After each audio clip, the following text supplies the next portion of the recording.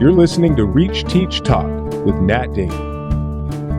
Welcome back to Reach, Teach, Talk, and I'm very excited today to talk about a concept that is on everybody's tips of their tongues when it comes to how to look at the classroom experience as a place of connection built on empathy. And as teachers, every day we have the opportunity to scan across our classroom and look through 25 different lenses on a piece of writing that we're studying together, or on a science lab that we're working on together, or in the case of our guest today, in a piece of literature that is from a different culture, in a different language, requiring not just transcription and conversion, but also an appreciation for the sound, the technique, the color, the texture of what that writer is communicating in this different language.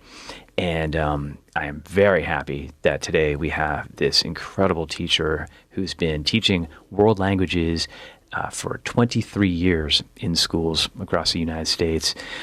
Miss Ann Diederich, welcome to the show. And I'm so excited to learn from you about how the teaching of language and also the exposure to different cultures in real life exposure has created empathy, has built empathy in your students, your high school level students, and comes from, as I said, 23 years of teaching. She has led over 20 trips in her experience, 20 student trips to countries and cultures all around the world. And Anne speaks fluently French, Spanish, and English. We'll find out now in English, because we are not running this Spanish or French speaking podcast today. So again, welcome. And I'm going to start this off with just a question for you about when you think back on a teacher that you had when you were growing up, who really exposed you to the value of learning a different language, the exposure to a different culture. Take a moment to think about who that teacher was and maybe how she or he really kind of got under your skin in a way that really, when you look back, might have transformed who you have become or contributed to who you have become today. Well, there's so many language teachers that I can think of, but my high school French teacher, David Eastburn, he was a master of empathy building. He left space for everyone in the group, in the class, to express themselves, to be comfortable with doubt and uncertainty, to give them a space to fumble around and make mistakes. He left a space for the class members who were very, very different in age and ability and background to relate to each other and form a family. And there was a lot of humor incorporated into that.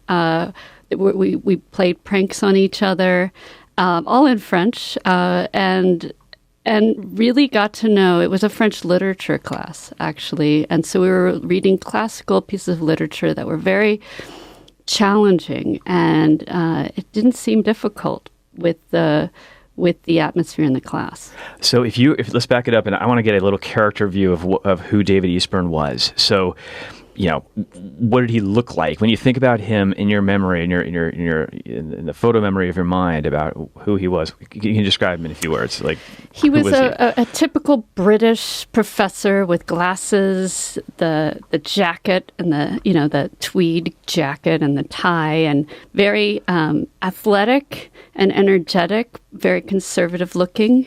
So he didn't look like the man who would dramatically reenact a tragic French piece of theater, falling on the ground and just being completely silly, so that we would all loosen up and feel for him that he was taking a risk. So Mr. Eastburn was a kind of a larger-than-life figure, it sounds like, somebody who was a performer and somebody who used some improvisation as a way of engaging you. Mm-hmm. And also, though, where empathy comes into play, if you're watching the only adult in the room be silly and take chances day after day, then it must have an effect on you as a student to take chances, be silly, and in so doing, have fun Right. with language. In this case, have fun with the material that you're reading in French literature. Is that? Yeah, and he completely empathized. He actually had a PhD, but was very down to earth, and he empathized with these tragic characters. You could see that he was actually very saddened by these scenes that he had taught for probably over 40 years. He taught French literature masterfully, but he made us all feel the emotions, these deep human emotions that all of these characters had. And so when I went into teaching, that was the model I had. So I didn't really have the technique, but I had the feeling and the You just mentioned spirit. that. Sorry to interrupt, but you just mentioned that he had taught for 40 years. This was not somebody who was just fresh out of university with his fresh master's or PhD, teaching you with such energy and such passion. That's fascinating, because in my head I was thinking about somebody who was much younger, because I was just stereotyping that, oh, you got to be younger to have that much energy and passion. So that also is a lesson in empathy, I imagine, for you, the idea that you can be somebody who's taught for decades, but still maintain this youthful passion for what you're teaching. Yeah, and another one of my muses is the late Dr. Rassias, John Rassias, who was the head of the language department or the French department at Dartmouth College. He founded a method in the 60s called the Rassias Method, and it was all about making people speak to learn and not learn to speak. Get out of their heads, improvise, engage. Be silly. Open the space for a non-error zone. And he said nothing really touches you unless it's real. You have to have an emotion. You have to have a connection to be able to learn, to be able to feel the culture of someone else. You have to participate it, engage in it, connect with others. You cannot do this by yourself. So he passed away 2 years ago, I believe, maybe 3 years ago. But he always talked about the importance of bringing people together in a community, and the online, all the technology that you were talking about in the introduction, that is important. That's a real great way to merge people, but you can't really have that emotion unless you're human, connected on a human level. Rassias, Rassias. Correct. And there was an incredible profile on him in The Atlantic magazine about 7 years ago that I recommend anybody listening here to please look up. Google search. What's his first name?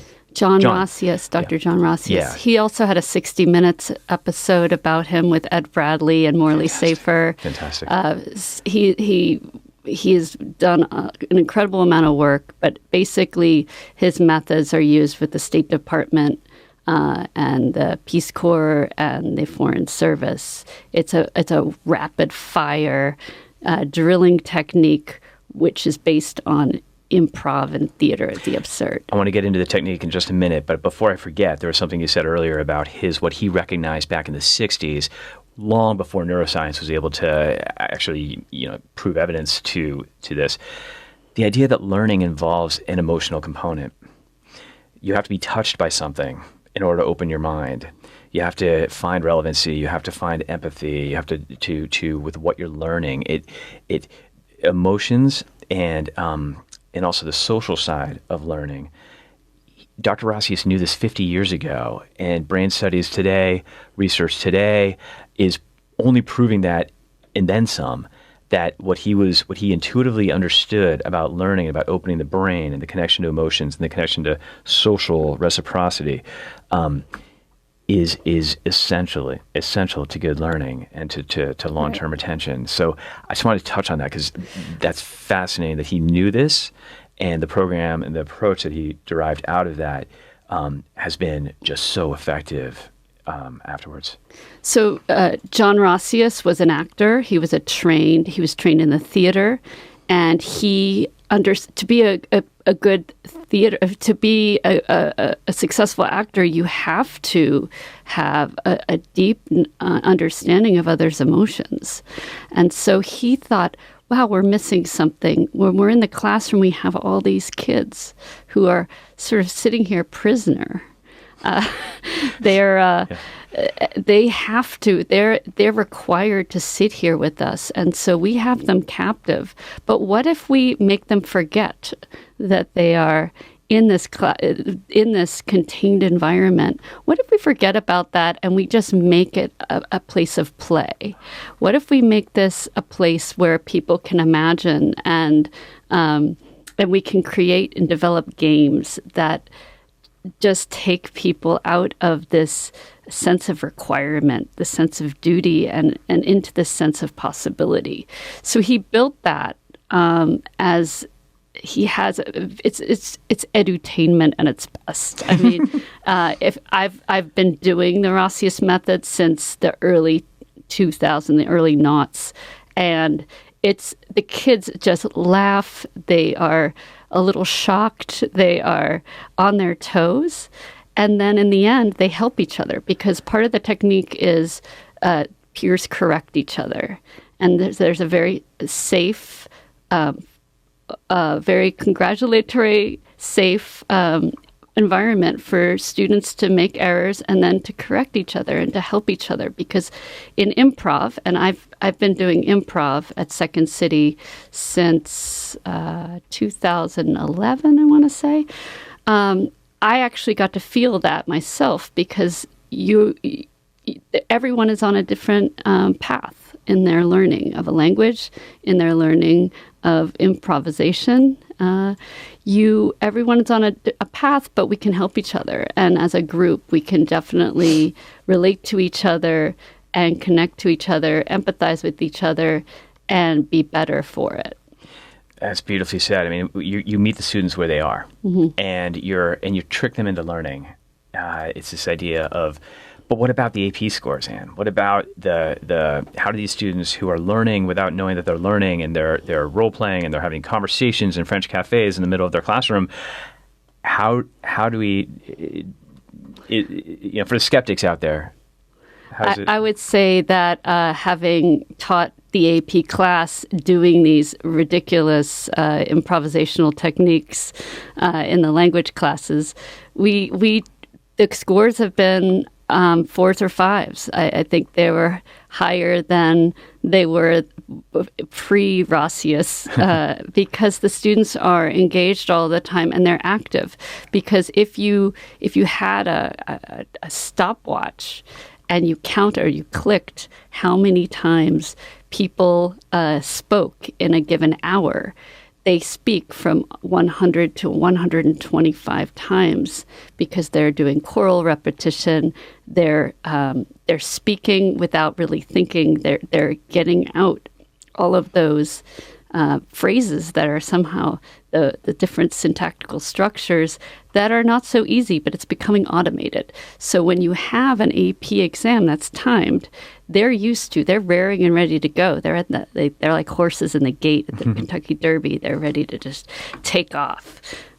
So in fact, most people freeze at these AP exams, especially when you have a microphone in your face and, the headset's on. And here they're just like, bring it on. Yeah, beautifully said. I mean, it's, and I imagine then that those 120 spoken contributions per hour per student, you also have students who are just tripping over themselves, and probably more than half the time they're making mistakes, syntax mistakes, grammar mistakes, but at least they're talking. Because I mean, I got to be honest, my personal my experience with learning a foreign language was not a positive one for me. I struggled memorizing. I struggled with the verb tenses and which pronoun, agreement, whatever to use. Many people struggle. And for me, it was just an exercise in hiding. I got to be honest. Right. And it was. Yet there was such a part of myself that wanted to explore the world, and it had so much of a vision of who I wanted to be as an adult, as I'm sitting there, a 15-year-old classroom. as a 15-year-old, but feeling like the gap between who I wanted to be as an adult in the world versus how I felt in that French 2 classroom just was so wide. And if I had had a teacher like Mr. Eastburn, who I did not have, I think that would have been different, where I would have felt more safe saying the wrong thing. Because you know what I remember? I remember, it would just be, okay, so Nat, answer this question, da-da-da-da. And all eyes would be on me to answer the question. And and I would inevitably make a mistake, and I would just feel like French 2 was an exercise in self-censoring and not having, and feeling very stressed.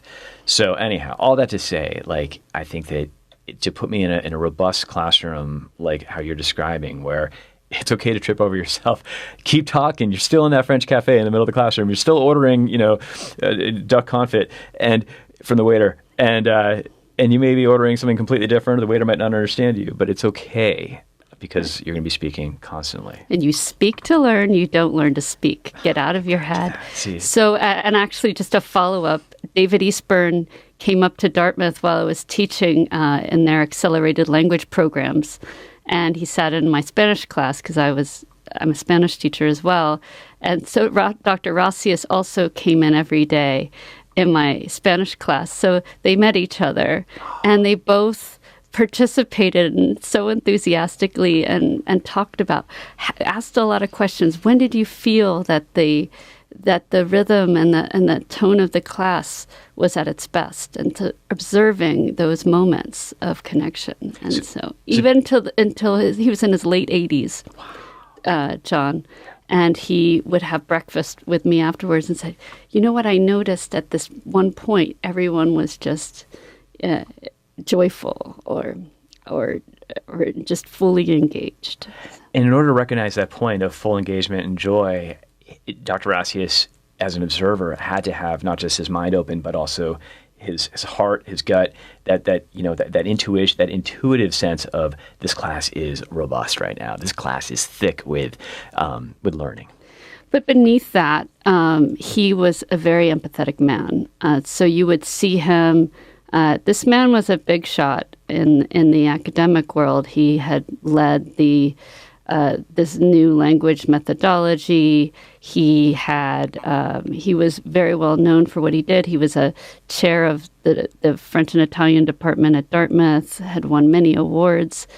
And yet I saw him, I was walking down in the basement at Dartmouth Hall, and I saw him talking to a custodial worker who was going through a really tough time, and he was completely present and concerned about this man, and he just stopped and gave his time to everyone who came his way, and he celebrated the presence of everyone. And that's why he's my guru, because he reminds me that I every time I think about him, I think of the joy and the celebration of every human being that crossed his path, and that came through in his teaching. Wow. And also in his persona.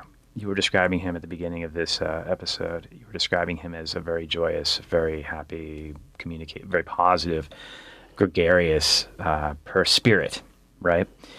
And I love what you just shared about him with the custodian, in the hallway, and taking the time to connect with him, because the classroom experience, the improv, the drills, I want to call them drills. And what do you call them? They do drills. You call them drills? The master teacher kind of, in a high school classroom, I do it all.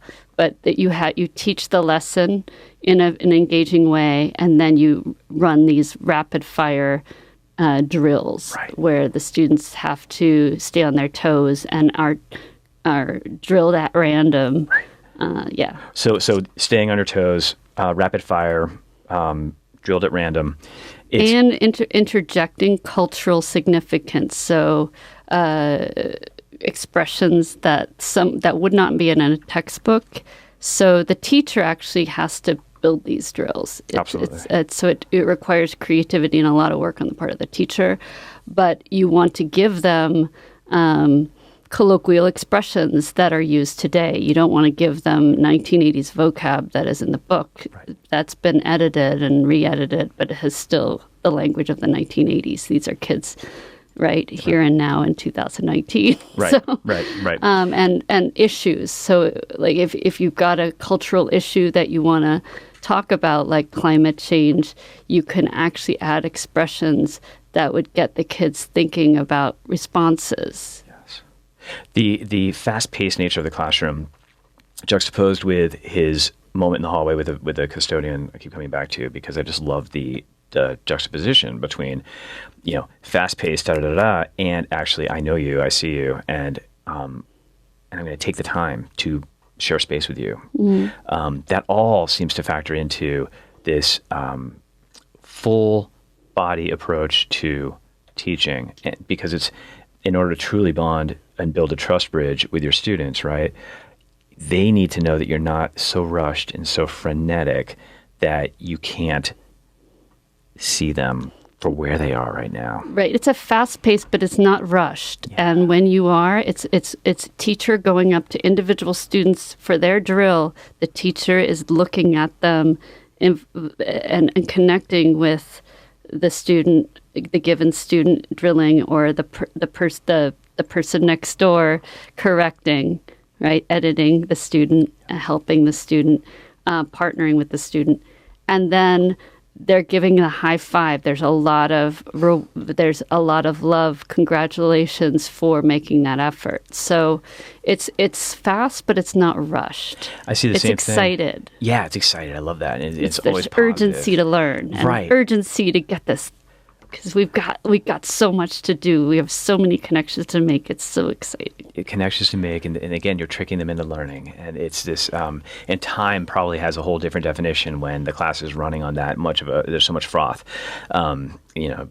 sparks and fizz in the class. You know what I'm saying? Like just that description. And I think this is applicable also to, I think about math class, where you can, as a math teacher, generate an incredibly positive, high five based, yay for trying, where you have a student up at the board and they're working out a problem and they might be making a mistake. But the students who are watching and observing are helping that student to unpack the mistake that he's making at the board. Have you tried this approach? Whatever. And we're all in this together, right? And we're all supporting each other. And that is all about empathy, because if you're able to, as a teacher, right, from day one, establish that, we're coming into this class, this is going to be an adventure for us. The next 180 school days are going to be we're going to be on this path together. And we're going to trip on some roots, and we're going to not want to go up that hill and scale that boulder, but we will, with each other's support, succeed at doing this. It's almost like you're at the mountaintop as a teacher, and you want to kind of say there is a destination that we will all get to, whether it be mastering this, mastering second year French, fourth year Spanish, whatnot. But wouldn't you say that there's an empathy that is embedded in that approach, that positive classroom building approach? Right. Well, there's definitely an empathy built into that, and we've actually extended that at previous schools where I've gone, and at my current school, we have students actually learning this method. So if you're a heritage speaker of a language like Mandarin Chinese or French or Spanish, they can learn how to drill.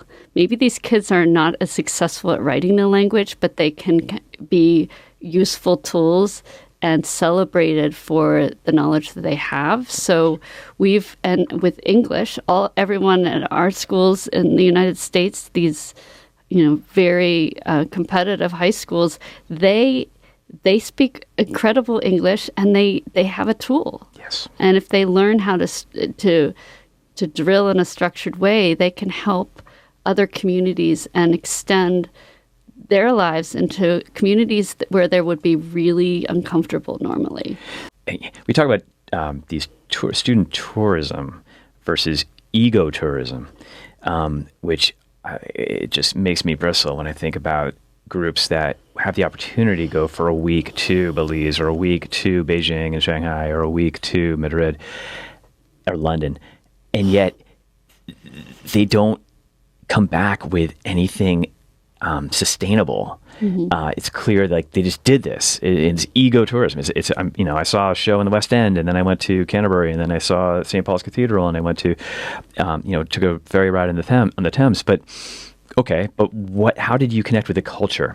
And it sounds like for you, and I'm just going to repeat, but bullet point what it seems like are essential ingredients for a successful, enriching cross-cultural experience. Number one, have a focus, have a program you're going to work on. If you're going to Belize, have a reason for being there. Number two, learn the language, expose yourself to the language, so that when you get there, you're able to at least, show that you're attempting to respect the culture by speaking the language. Number three, homestays. Live with a family, experience the waking up with the sunrise and the traditions and the breakfast, and do they have lunch, or is it a big lunch and a small dinner, or is it a huge dinner or a small lunch? All of that. Are there other? Those are the three that I was deriving from what you said before. Right, But and what so else? when we do these, they're not considered trips because it's not just a one-hit wonder. It's really you're preparing with curriculum before leaving, and the kids need to generate questions as well. The participants of the travel program need to really think about what they want to learn. Good, Then very they good. have the experience. They need to reflect on the experience at night and think about how they want to deepen their experience for the following day, right? And they're going to make mistakes along the way and be embarrassing, right? Mm-hmm. That's what we all do when we travel to another place. And then when they come back, how are they going to bring this experience home and impact their community to the greatest extent? That's been very challenging as an educator to sort of how do we get our kids to not drop that recent experience that was so impactful and just focus on the next test tomorrow, right? Or raising your grade point average. How do you keep that with them and have them focus on impacting their community, right? Continuing, keeping that community that they just met in their heart. That's such an amazing example to leave us with when we think about the importance of language learning and its connection to building empathy. Because if language is taught the way we spent the past 40 minutes talking in this very ideal way, idealistic? No, but a very genuine way of teaching language, which involves risk-taking, it involves making mistakes, it involves tripping over your words, it involves misplaced syntax, but it all in the guise of fun, joyousness, through improvisation, through being silly. Getting back to David Eastburn, your teacher, where you opened this conversation with, somebody who was silly and who would take chances and who would laugh at himself and be that example. I think about the play History Boys, Alan Bennett, and how much like how you described David Eastburn's class of being this raucous, creative, bouncing off the walls, but not chaotic classroom, and your classroom being much the same. Alan Bennett's play History Boys is all about that. They had a piano in their classroom, and these boys would play the piano and just riff, and they would dress up in costumes and read poems in the character to whom the poet was writing the poem for, the sonnet, Shakespeare sonnet or whatever. And that we need this, don't you? Wouldn't you agree? We need this in our classrooms because we need to celebrate the human experience of what learning is, because it's, as Rassias knew intuitively 50 years ago, learning is cognitive, emotional, and social. Right. Last word about that. Connecting hearts. So that's at the heart. I mean, he had John Rassias had two images, sort of cartoon images of two people, the student and the teacher, and he misspelled that. It was but at the center, we're all covered with so many crusts. We have our family issues, we have our friend issues, we have our cultural issues, and what we really knew, our major goal is to burn through like dynamite, put dynamite on those crusts, bachoom, and get two hearts connected. That's the first thing he says he used to say at every one of his workshops. So if you cannot connect to the heart, there's no method. It doesn't matter unless you can connect the hearts, and also affirm that other individual, which is the base of improv. Yes, and I'm going to add, I'm going to complement and add on to what you're saying. I hear you. I'm going to restate what you said because it matters. Wow. And Diederich, I mean, touching thousands of hearts in your teaching career all around the world and doing good things, doing amazing things, and giving me, I mean, just these past 40 minutes have given me so much hope about the tools we have at our disposal as teachers today, through technology, through being able to read in different languages, genuine accounts of what it is to live in this culture, this society, for those very lucky students who are actually able to join into and integrate themselves into a different society than their own, and bring that experience back with them with reflection and with real this focus on keeping that experience, the spirit of the experience, alive. All of this is just phenomenal, and it comes back to the importance and how we are addressing the importance of building empathy in a world that is increasingly cold, increasingly bifurcated, balkanized. It just gives me so much hope, the conversations like this one, that the future has the potential to, as you said earlier, or as Rassias said, break down those walls that stratify us through labels and through politics, and instead join our hearts together. So thank you for joining your heart with mine today, and anybody listening and watching. And I'm just so grateful for your being on this episode of the podcast. Thank you for having me. It's been really fun too. Thank you. You've been listening to Reach, Teach, Talk with Nat Damon. If you'd like to recommend a guest for a future episode, you can send your suggestion or questions to nat@reachacademics.com.